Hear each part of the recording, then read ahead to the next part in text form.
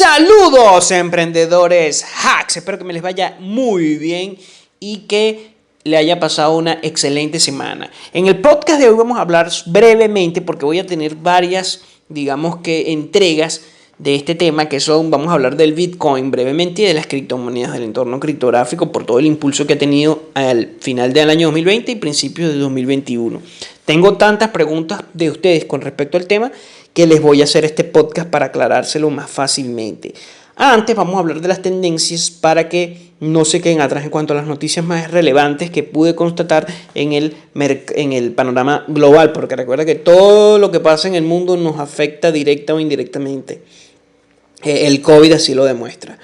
Bueno, primero Ámsterdam es el hub del trading superando a Londres después de muchísimos años donde Londres acaparaba o tenía el control de la mayor cantidad de trades de Europa, del mercado europeo, pasó a Ámsterdam. Ahora Ámsterdam es quien maneja un mayor volumen de transacciones a través del trading o de las plataformas del trading. Esto se debe a muchísimas cosas, pero la principal razón es indiscutiblemente el Brexit. El Brexit ya está consolidándose y bueno, ya se imaginan que una de las repercusiones es la cantidad de trades que hace Londres y las imposibilidades en cuanto a las transacciones dentro de la comunidad europea. Entonces, en vista de ello, Ámsterdam aprovecha esto. Igual Ámsterdam o lo del Netherlands, Holanda, los Países Bajos, está aprovechando muchísimas las coyunturas actuales porque también se ha convertido en una potencia en la tecnología agroalimentaria o agrotech, que es una nueva tendencia que viene con impulso, que lo dije en uno de los podcasts del año pasado cuando comenzó el COVID y bueno, fue cierto, ha sido cierto y se concretó. Singapur es el otro estado que está impulsando una carrera con el high-tech. Recordemos que Singapur es una ciudad-estado o un microestado-ciudad de 5 millones de habitantes, pero que tiene el ingreso per cápita más grande del mundo y uno de los grandes o más grandes crecimientos económicos. Entonces quieren desarrollar también la tecnología agroalimentaria basada en sistematización, o sea, es algo muy revolucionario en cuanto a la agricultura y esto porque los estados con el tema del COVID y la pandemia se vieron imposibilitados en sustentar muchas de las necesidades básicas o dentro de las necesidades alimentarias de su propio país. Entonces, es la tecnología agrícola en su máxima expresión y para allá vamos. Y Ámsterdam es el pionero en Europa de ello. También es importante destacar el gran estímulo económico que va a dar el Banco Europeo a Italia luego del embate que ha tenido sobre el COVID. Esto va a representar una impresión de dinero muchísimo más alta, así que podemos aprovechar ese estímulo en alguno de los emprendimientos enfocados en la región italiana. Eso también va a repercutir en todo lo que es el mercado europeo. Ok, estas dos noticias con respecto al mercado europeo son importantes de tener en cuenta. Otro punto importante, pero ya esto es a nivel global, es la escasez de chips. La escasez de chips, influencia de la paralización parcial o total de ciertos sectores en la fabricación de chips, ha generado que haya una escasez y que la escasez se sienta ahorita. Si bien es cierto que todavía hay, demanda o supplies de computadoras, laptops, equipos, la escasez es muchísima y se va a ir sintiendo a medida que pase el tiempo por las repercusiones, porque mucho del stock que tenían de los chips o de las computadoras ya eran stock pasado, entonces ha tenido varios retos. Uno, que no se han podido reactualizar fácilmente. 2, que los fabricantes de chips son muy pocos. Y 3, que ha influido más en unas empresas que en otras. Una de las empresas que más influencia negativa ha tenido con esto de la escasez de chips es la industria automovilística. Vamos a hablar de datos. ¿Por qué? Vamos a hablar entonces ya, como les dije, de datos. La demanda mundial de smartphones o de celulares es de 2.000 millones por año. La demanda, es de 2.000 millones por año. La demanda de computadoras de escritorio subió a 250 millones de computadoras vendidas anualmente. Ahora, la demanda de carros anualmente, que es la industria automovilística la más afectada por los chips, es de 70-80 millones, es decir, es muchísimo menor que estas dos que les comenté antes. Ahora, con respecto a los precios, el precio de un chip para un celular o para para un celular lo venden las grandes industrias como Intel, como no recuerdo, RMD, la venden digamos que a un precio entre 90 a 120, $200 dependiendo del modelo del celular. Para una computadora o una laptop, ya sea computadora de escritorio o laptop, la pueden vender incluso en $200 o 350, depende también muchísimo.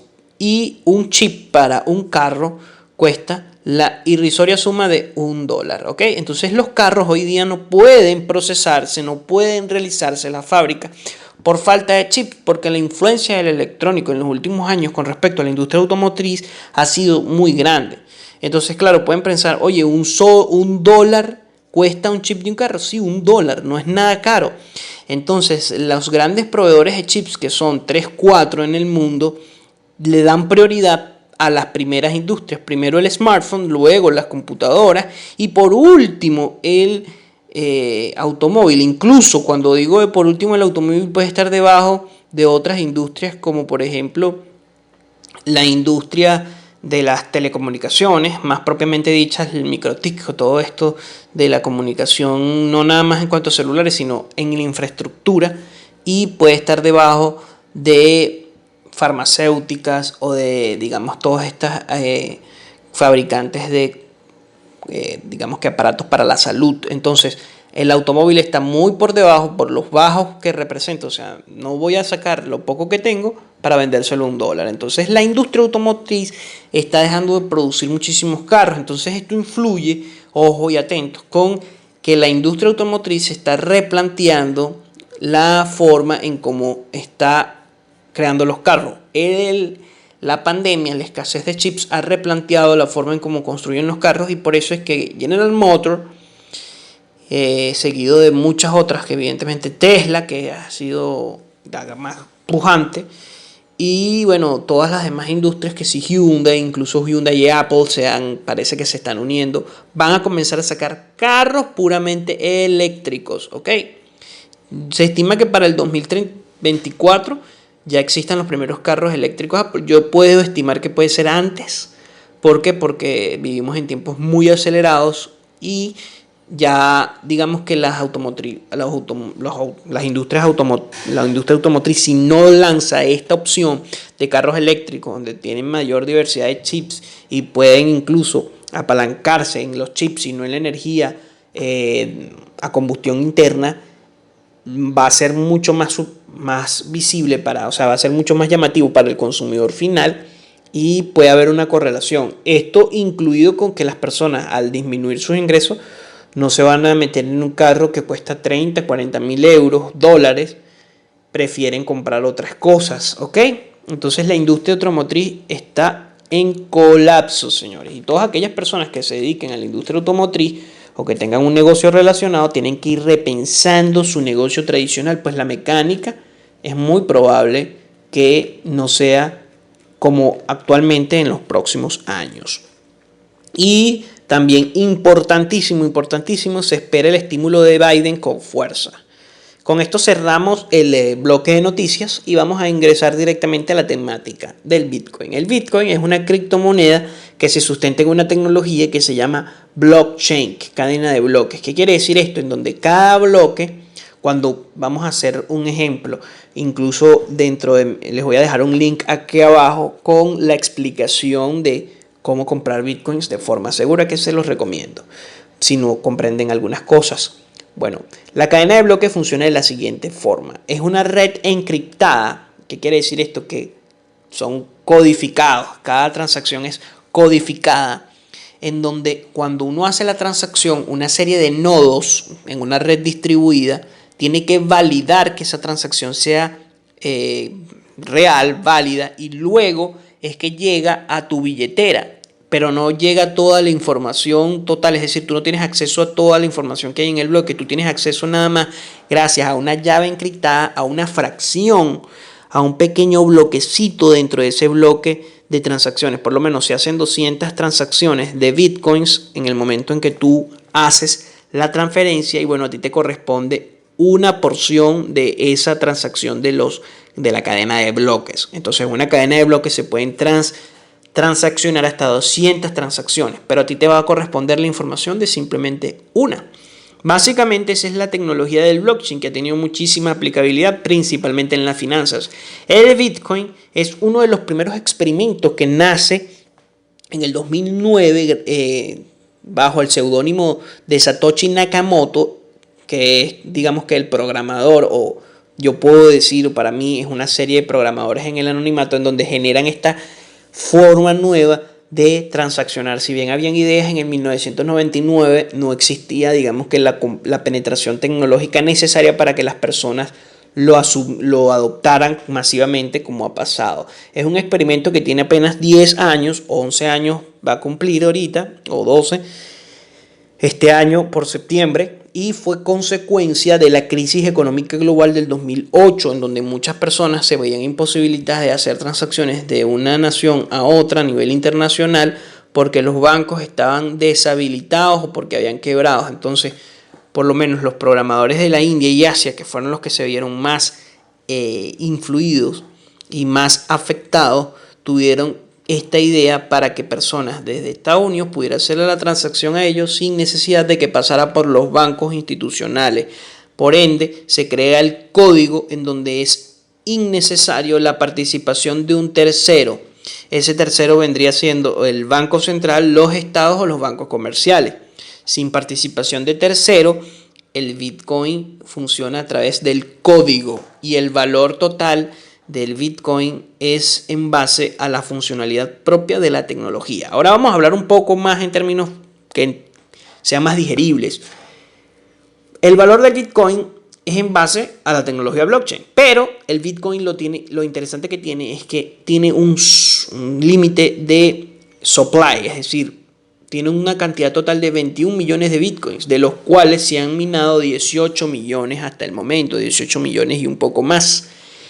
Anualmente se minan aproximadamente 300.000 Bitcoins y cada ciertos años viene algo que se llama halving, que es que la capacidad de minado de los mineros disminuye por la mitad. Eso hace que el supply de Bitcoin disminuya proporcionalmente año tras año.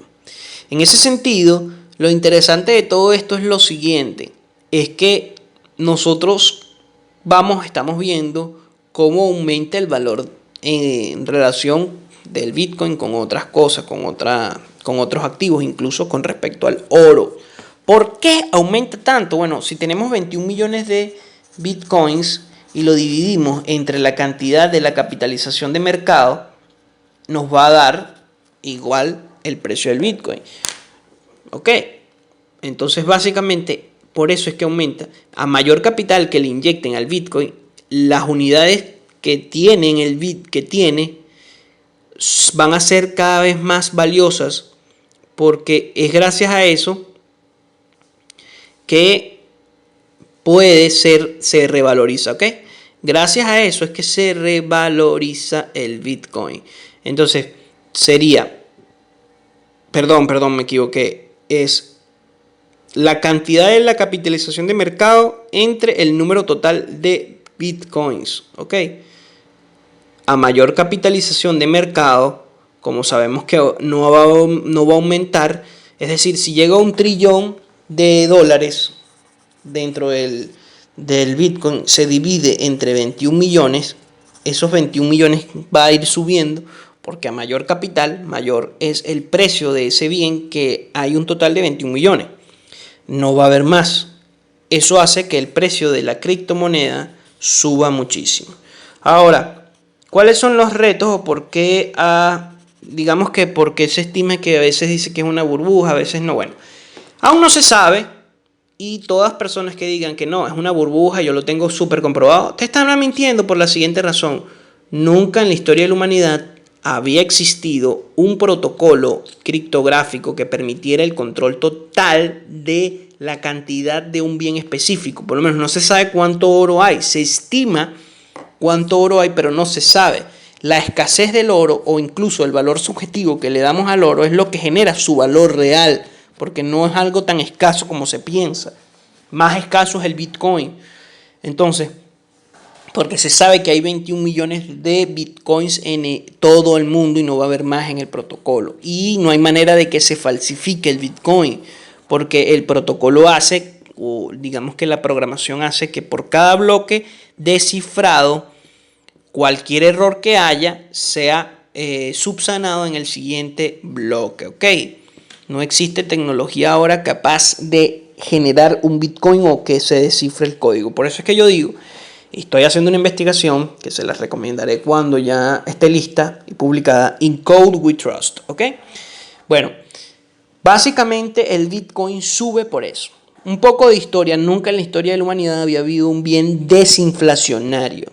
Cuando los bancos centrales se crean, llegan a crear esto del patrón oro. Entonces, por cada cantidad de dinero, tenía que haber una cantidad de oro en el Banco Central. Este patrón se acaba porque la diferenciación del precio en el oro y la cantidad de oro de entre un banco central y otro hacía que personas compraran, por lo menos en Estados Unidos valía una onza de oro 0.1 Bitcoin, perdón, un dólar, pero en Francia valía 2 dólares, ¿verdad?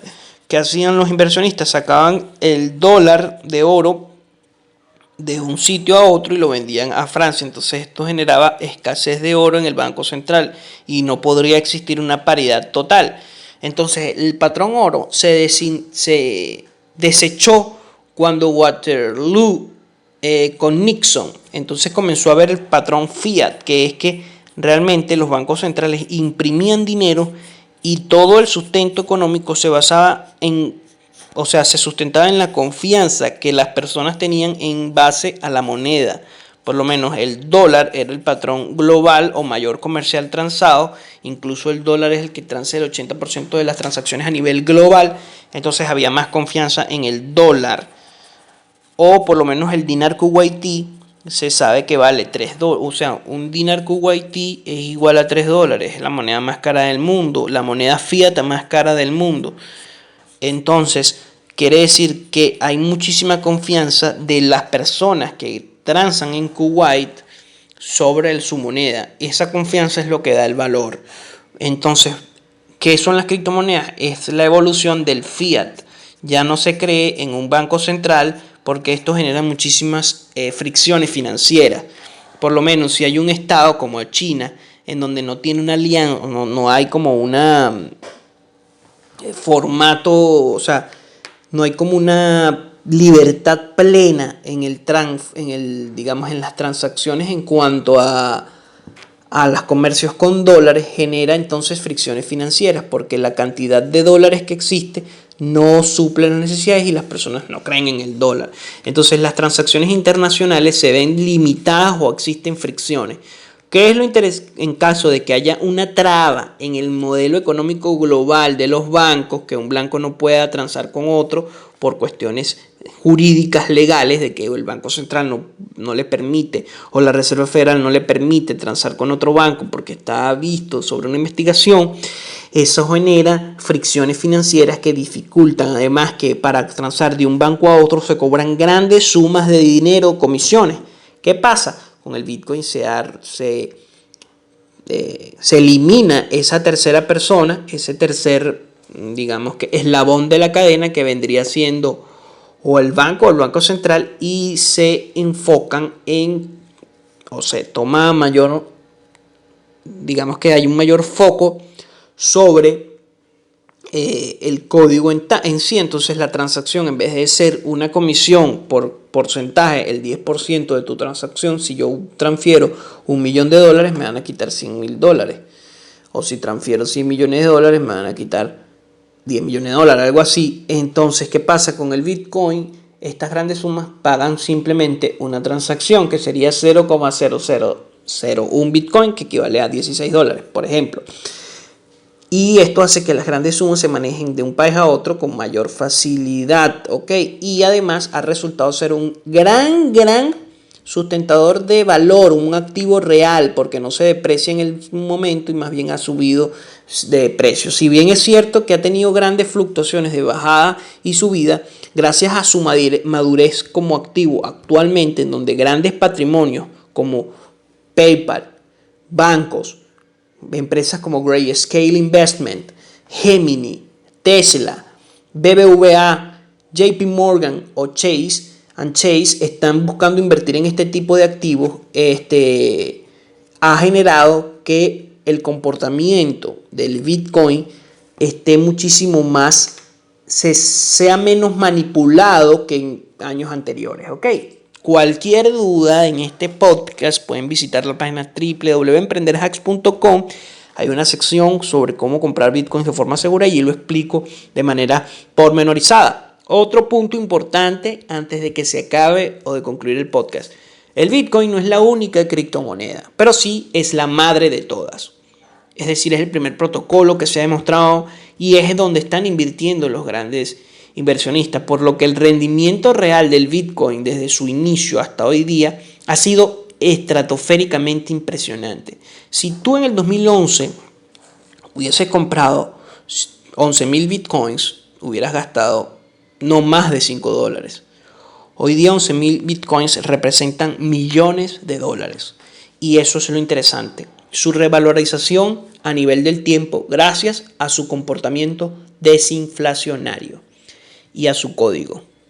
Bueno, sin más que agregar, vamos a dejar todo esto para la siguiente semana, responder sus dudas, seguir hablando sobre las criptomonedas, sobre el Ethereum, el EOS, el VeChain, etcétera, etcétera. Un programa de hace unos años, en 2019 yo hice esta recopilación y opiné sobre la posibilidad de invertir en estas. Hoy día mis inversiones están dando muchos resultados, gracias a su superávit. Buenísimo, hablaremos un poco sobre la minería digital y hablaremos también sobre los protocolos de minería actual y de los smart contracts en los próximos programas. Así que no te lo pierdas y te invito a que el próximo martes lo escuches en tu plataforma de podcast preferida. Si quieres apoyar este podcast, puedes comentar, darle me gusta o simplemente compartir y suscribirte. Cualquiera de esas acciones sería suficiente para que yo siga lanzando este podcast semana tras semana en donde pueda instruirte sobre las tendencias de negocio, noticias de lo actual y sobre las criptomonedas. Para el día de hoy, el Bitcoin ya ha tocado los $50,000, llegando a uno de sus máximos históricos o AHT, que sería All Time High, el mayor total de todos los tiempos, y entonces sería cuestión de ver si hay otras empresas que se suman a las inversiones, como por lo menos Twitter, como por ejemplo se está hablando de Apple, se está hablando de otras empresas que inviertan como Tesla o como MicroStrategy, que ha tenido unos grandes impresionantes rendimientos, o como Grayscale Investment. Así que nos vemos y no se olviden de suscribirse. Gracias y hasta la próxima, emprendedores hacks. Antes de irme, discúlpenme, no he dicho sobre mi patrocinador.